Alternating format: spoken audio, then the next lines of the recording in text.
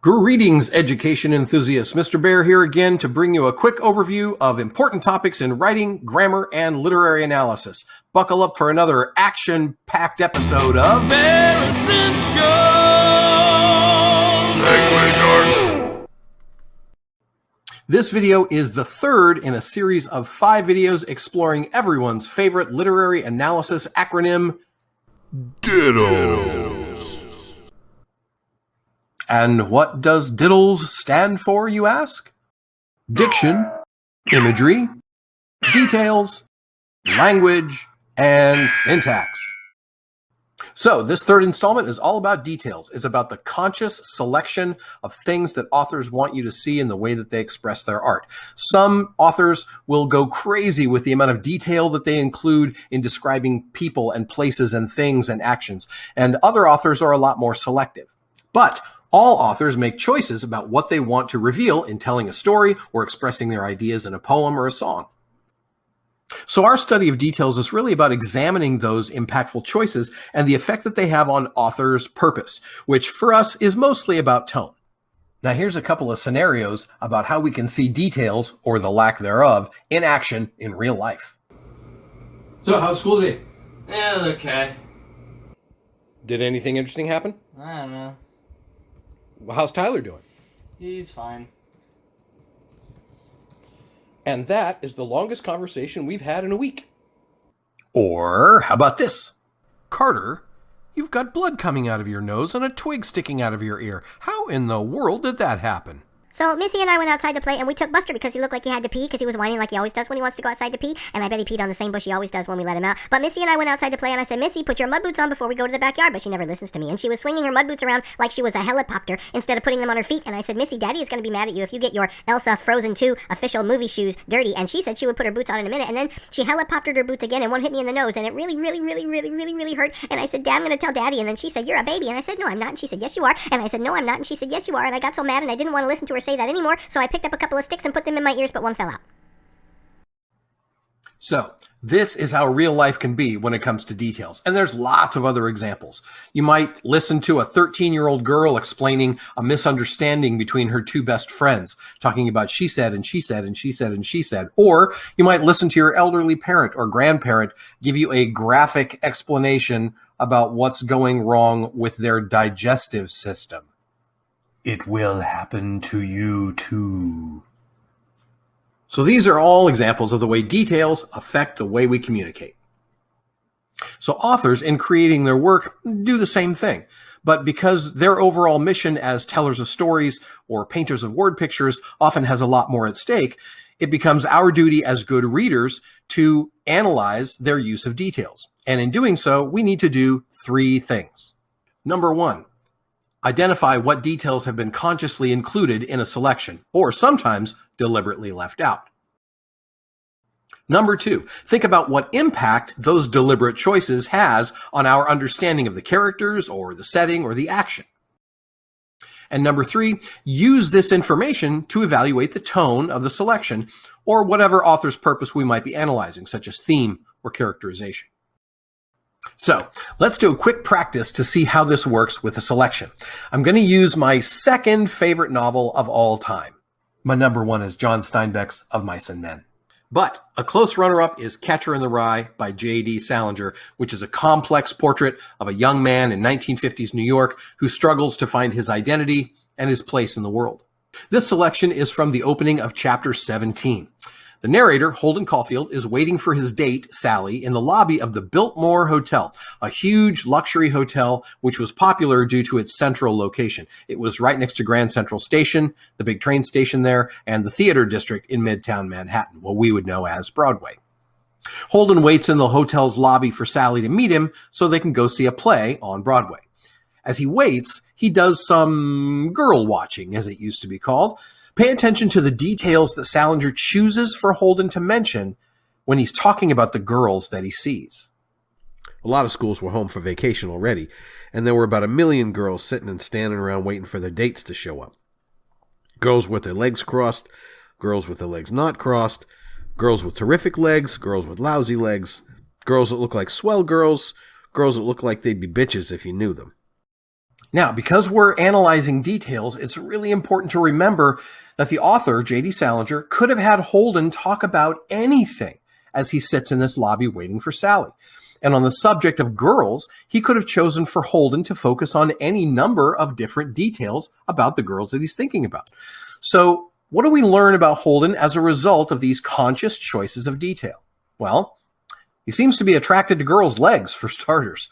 He doesn't go into any specifics, but it's clear that this is a feature of the female form that appeals to him. This also suggests that, like a great many people, Holden is focused on noticing physical appearance and making judgments about it when it comes to his first impressions of women.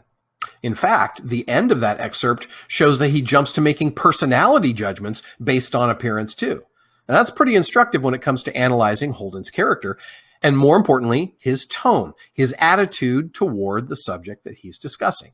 Some words that we might choose to describe this tone would be judgmental, shallow, even chauvinist.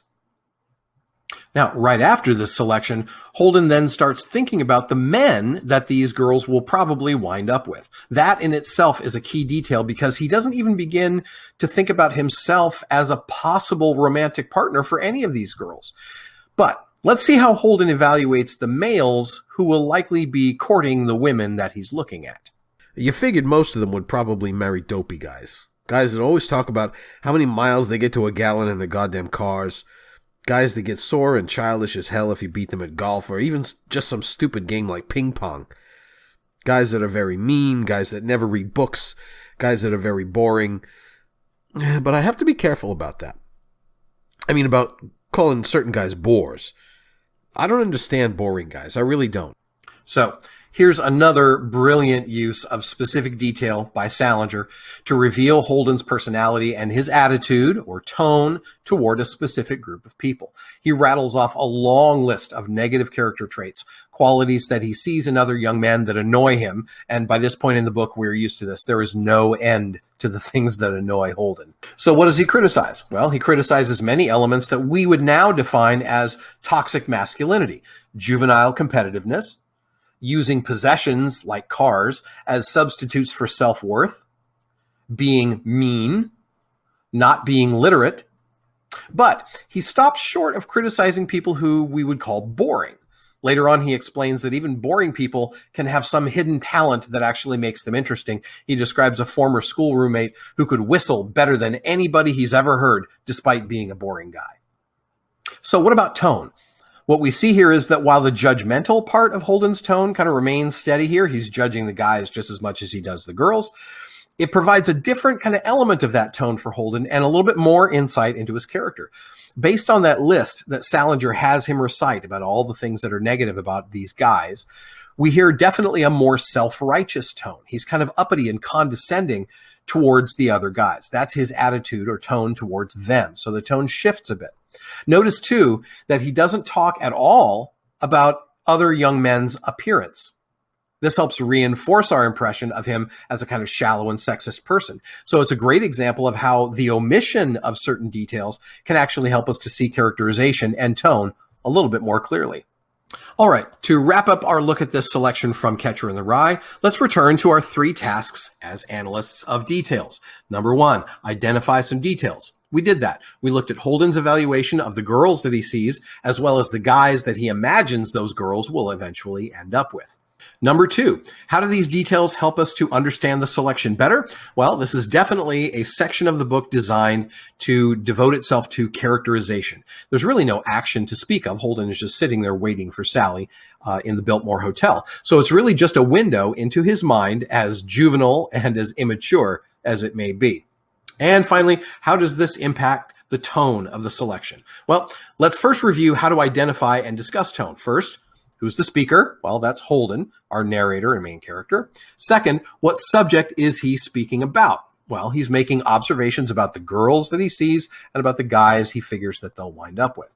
And third, what is his attitude or tone towards those subjects? Well, he displays kind of a chauvinistic attitude toward the girls and more of a condescending or superior attitude towards these hypothetical guys.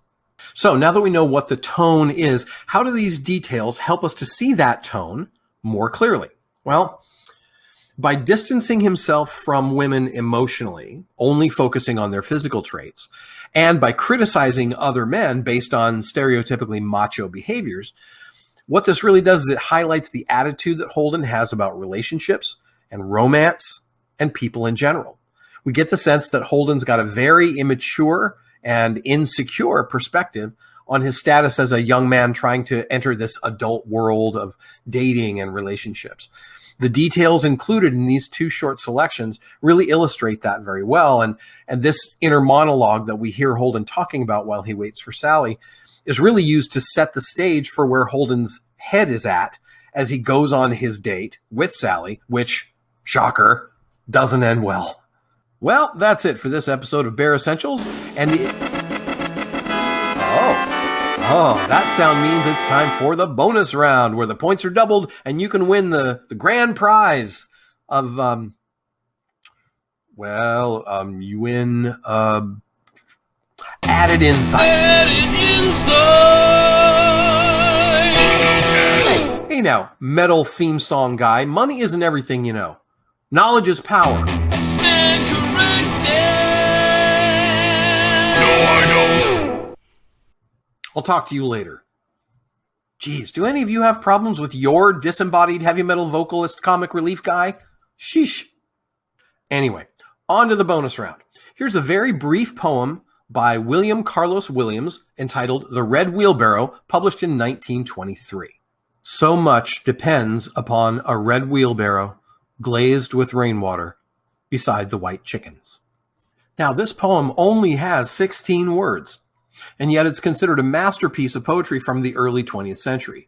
The reason why lies primarily in its selection of details. There are 3 concrete objects in this poem: a red wheelbarrow, rainwater, which has glazed the wheelbarrow with moisture, and white chickens.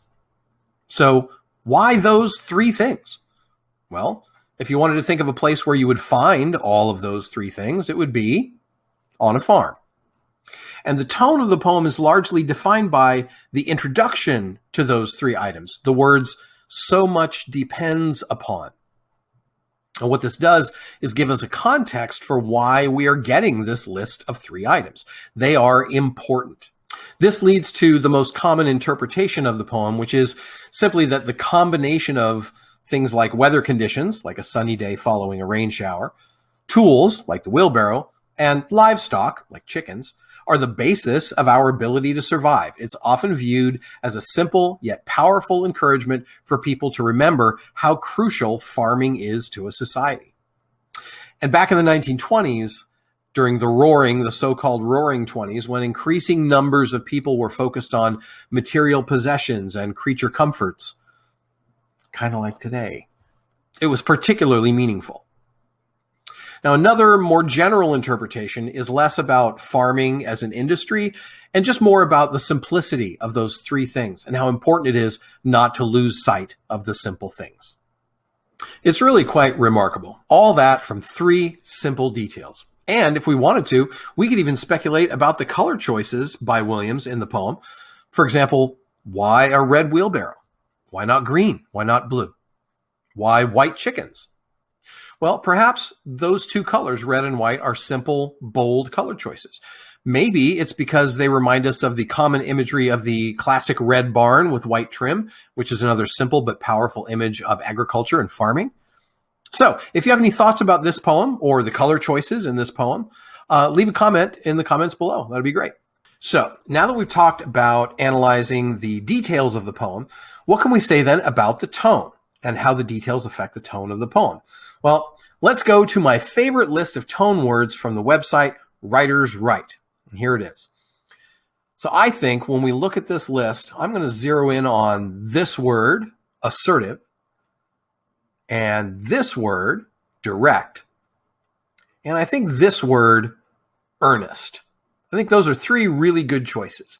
I think they reflect the speaker's simple and unassuming word choice with a clear and uncompromising assertion at the beginning that so much depends upon these things, right? So there's an assertiveness and an honesty and a directness in this poem that I think all of those tone words really fit.